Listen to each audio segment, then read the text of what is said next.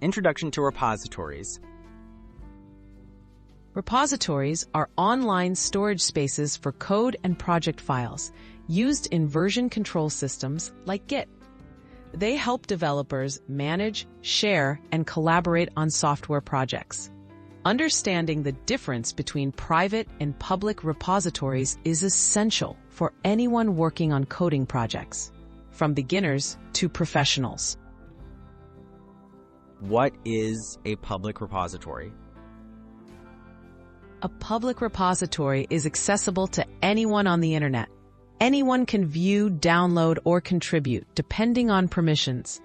Public repositories are great for open source projects, collaboration, and sharing knowledge with the wider community.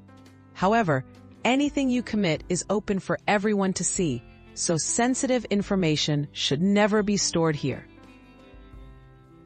What is a private repository?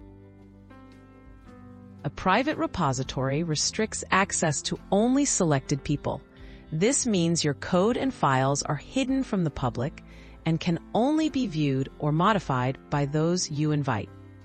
Private repositories are ideal for proprietary projects, early development stages, or when you need to keep your work confidential. Key differences to consider.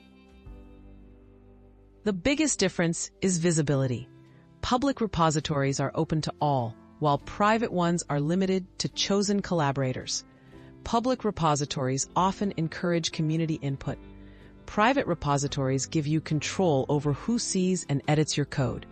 Some platforms may limit free private repositories, so be sure to check your provider's policies. Choosing the right type for your project. If you want to share your code widely or build open source tools, a public repository is the way to go. For commercial projects, sensitive data, or early stage ideas, choose a private repository.